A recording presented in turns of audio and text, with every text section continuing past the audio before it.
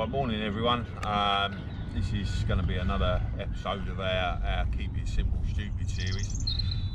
Today we've got Jerry Hammond.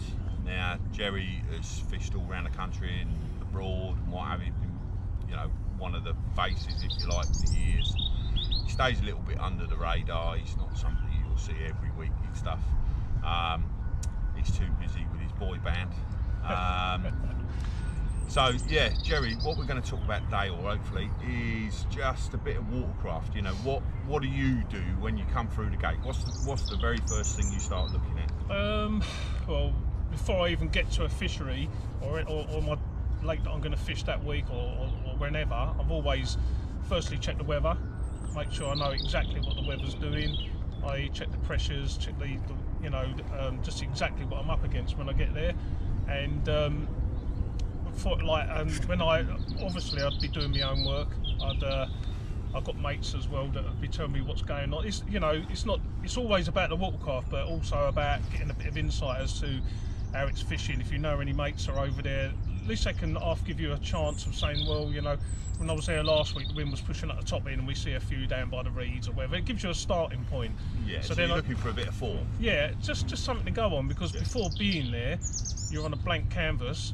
So you don't really know anything unless you've got a little bit of insight. Like, you know, I might even say, you was around the lake the other day. Did you see it? You know, anything happening? Yeah.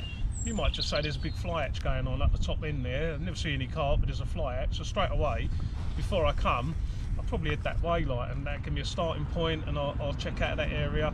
And you never know, the fly hatch will definitely draw the fish in, so it might be a good starting point for me. The most important thing for any watercraft is just to keep your eyes open and make sure you get down there and walk the lake if you've got the time. If you haven't got the time, you've got to sort of go on instinct really, and like wind conditions or intercepting the wind before it arrives, fly hatches, you know, everything that or past history of fish that are caught from certain areas. That's what I go on a lot on my fishing, is like the particular lake I'm on now, I know where the big fish got caught the last 3 years at this time of the year, so that goes a long way, looking at the history. But if, you know, in general angling though, I'm talking from like a bit of a target and a fish there, but like from general angling, you need to get on the lake, you need to walk it if you've got time. If you've just turned up for the day, get on a nice warm wind, prevailing wind, try and get there before the wind arrives if it's possible. If you know it's going to change later on in the day. That's the sort of way I approach it, and just keeping them eyes open and looking. You know? So weather apps are like very important. Really important. Yeah. What about sort of pointing out where the sun rises and where the sun sets, and what areas of the lake get the sun the most? Exactly. Like that. Especially this time of year where, you know, although it's sort of March, just come out of March into April, I've been fooled by the weather a couple of times already. I mean, this week in particular, it was snowing Monday and that's lovely, brilliant sunshine. So these fish are going to be heading to the warmest parts of the lake for sure. And on the sheltered banks where the sun comes up and shines on them banks first thing in the morning is a fantastic place to start. If I was just turning up now, I'd definitely be coming up this end of the lake because the sun's on it, and you've got a nice reed beds there, like that incubates the water. And at this time of year, the fish are definitely going to be in them sort of zones.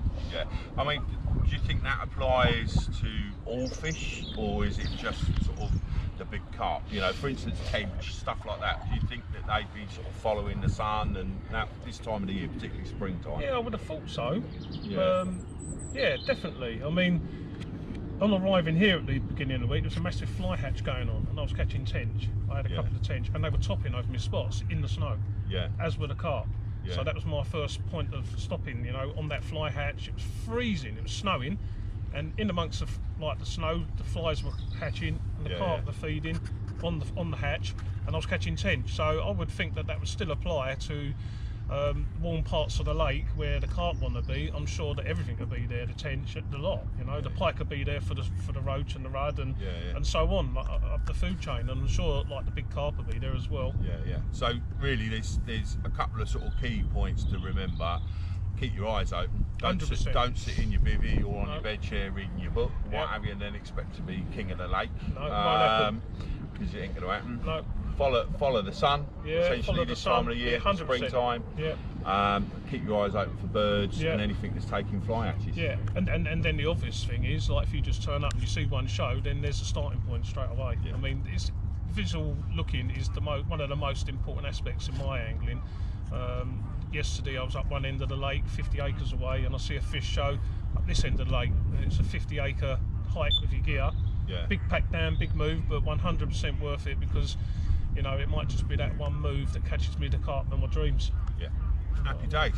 Well, I think that wraps it up. There's a little bit of an insight into big carp fishing, but it does apply to your tench fishing and your bream fishing and even your silverfish fishing. Places like Wilmots, for instance, even tiny little puddles will get affected by the weather, which way the wind's blowing, what part of the lake warms up this time of the year. So thanks a lot, Jerry. You're welcome. Really appreciate it, and we'll see you next week.